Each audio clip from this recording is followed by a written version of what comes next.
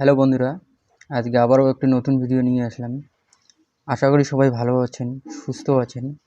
তো আজকের বিষয় হচ্ছে ফোন অটোমেটিক কথা বলে অথচ মোবাইলের টাচ কাজ করে না। তো আপনারা এই সমস্যাটার সমাধান কীভাবে করবেন? এটা হচ্ছে আসলে টকব্যাক অফ হলেই এরকম হয়।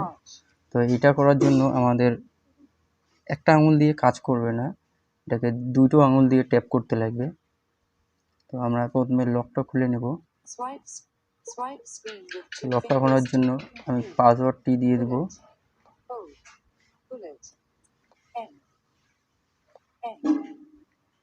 ডবল ট্যাপ করতে লাগবে, ডবল ট্যাপ ছাড়া কাজ করবে না। তো এটা টকব্যাক অন হয়ে গেলে মোবাইলে টাচ করে না।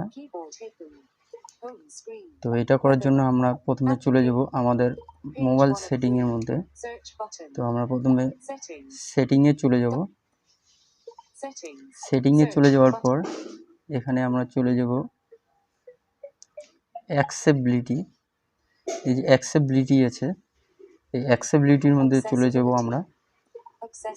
এখানে চলে যাওয়ার পর আমরা নিচে চলে আসব টকব্যাক। এই টকব্যাকের মধ্যে আমরা ক্লিক করব।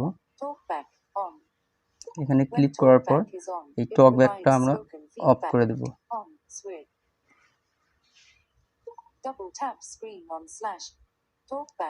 এই টকব্যাকটা অফ করলেই আমাদের ফোনটি নর্মালি যেরকম থাকে সেরকম হয়ে যাবে, সব কিছু তারপর কাজ করবে। আর টকব্যাক অন থাকলে আমাদের মোবাইল অটোমেটিক কথা বলতে থাকবে, মোবাইলের কোনো টাচ কাজ করবে না। তো এটার আরেকটা শর্টকাট ট্রিক্স হচ্ছে এই যে ভলিউম আপ এবং ডাউন যে আছে, এই দুটো একসঙ্গে প্রেস করবেন, তাহলে আপনাদের টকব্যাকটি অফ হয়ে যাবে। এটা ওল্ড মডেল, তাই এটা সেটিংটা একটু অন্যরকম।